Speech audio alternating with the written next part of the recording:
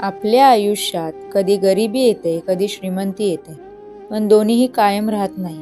म्हणूनच मी नेहमी एक गोष्ट सांगते, गरिबी आली तर लाजू नका आणि श्रीमंती आली तर माजू नका. कारण परिस्थिती बदलते, पण माणसाचे संस्कार, माणुसकी आणि वागणूक हेच खरं त्याचं ओळखपत्र आहे.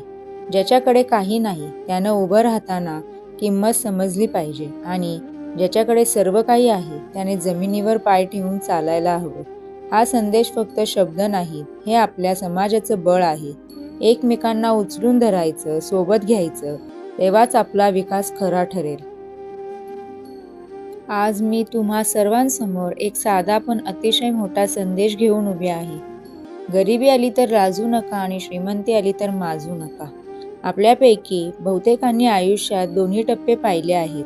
कधी परिस्थिती कठीण झाली तर कधी देवाने दिलेलं भरभरून आयुष्यही मिळालं. पण हे दोन्ही टप्पे तात्पुरते असतात, माणुसकी कायमची असते. गरिबी येते तेव्हा काही लोक खचून जातात, लाजतात, डोकं खाली करतात. पण लक्षात ठेवा, गरिबी ही पाप नाही, अहंकार पाप आहे. श्रीमंती आली तर माणूस बदलत नाही, पण त्याचं चालण्याचा ढंग बदलतो, भाषण बदलतं, वागणं बदलतं. पण याच वेळी मी सांगू इच्छिते, माज कधीच टिकत नाही, माणुसकी टिकते. आज आपल्या समाजात दोन टोकं निर्माण झाली आहेत. एकीकडे मेहनत करणारा गरीब, दुसरीकडे संधी मिळालेला श्रीमंत. दोन्हींच्या मध्ये दरी निर्माण झाली तर विकास कधीच शक्य नाही. मी पाहिलंय, गरीब माणसाला दरवाजाबाहेर थांबवतात आणि श्रीमंताला गादीवर बसवतात. हे बदललं पाहिजे. या समाजात माणूस आधी, पैसा नंतर असायला हवा. मीही आयुष्यात संघर्ष केलेली व्यक्ती आहे. जेव्हा काही नव्हतं तेही पाहिलंय आणि जेव्हा काही मिळालं तेव्हाचं समाधानही अनुभवलं आहे. गरिबीने मला शिकवलं कधीही हार मानू नये आणि परिस्थितीनं शिकवलं पैसा नसल्यावर मत मांडणारे खूप भेटतात, पण मन देणारे फार थोडे असतात. आपल्या संस्कृतीत एक गोष्ट नेहमी सांगितली जाते, पैसा काळाने येतो जातो, पण स्वभाव आयुष्यभर सोबत राहतो. जर गरिबी आली तर ती आपल्याला धाडस शिकवते, श्रीमंती आली तर ती आपल्याला जबाबदारी देते. पण माणूस साधा, विनम्र राहिला तर दोन्ही तोंडपाठ होतात. आज आपल्या समाजात अजूनही अनेक लोक आहेत जे एका वेळच्या जेवणासाठी झटत आहेत. मी त्यांना सांगू इच्छिते, लाजू नका, कारण संघर्ष करणाऱ्या हातांमध्ये देवाचं रूप असतं. नोकरी छोटी असो वा मोठी, परिश्रमाची किंमत कोणालाच नाकारता येत नाही. ज्यांच्या घरामध्ये भरभराट आहे, मी त्यांनाही एक आव्हान करते, माजू नका. कारण श्रीमंती ही नशीब, परिश्रम आणि संधी या तिन्हींच्या आशीर्वादाने मिळते. ज्याच्याकडे जास्त आहे त्याने समाजाची जास्त काळजी घ्यायला हवी. गरिबांना उचलून धरलं पाहिजे, तर समाज उचलला जातो. एकट्याचा विकास कधीच होत नसतो.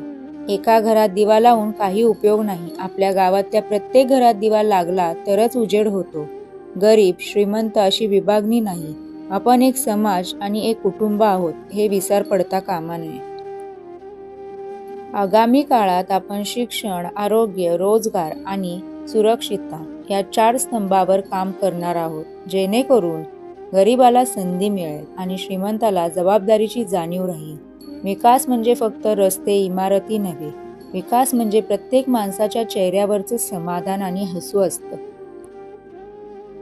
मी तुम्हाला शेवटी एकच सांगेल, गरिबी आली तर लाजू नका, श्रीमंती आली तर माजू नका आणि माणुसकी कधीच सोडू नका. कारण पैशाला आवाज असतो, पण माणुसकीला प्रतिध्वनी असतो. आपण सर्वजण मिळून या समाजाला, या भूमीला आणि भावी पिढ्यांना एक सुंदर भविष्य देऊया. आपले प्रेम, विश्वास आणि आशीर्वाद असेच राहू द्या. धन्यवाद.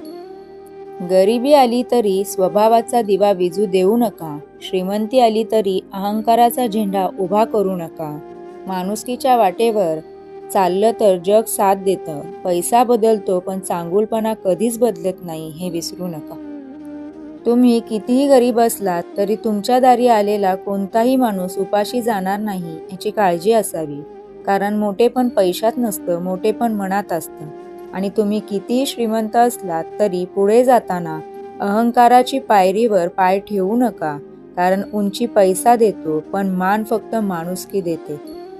परिस्थिती बदलेल, पैसा येईल जाईल, पण तुमचं माणुसकीपण आणि माणुसकी हीच तुमची खरी ओळख असेल.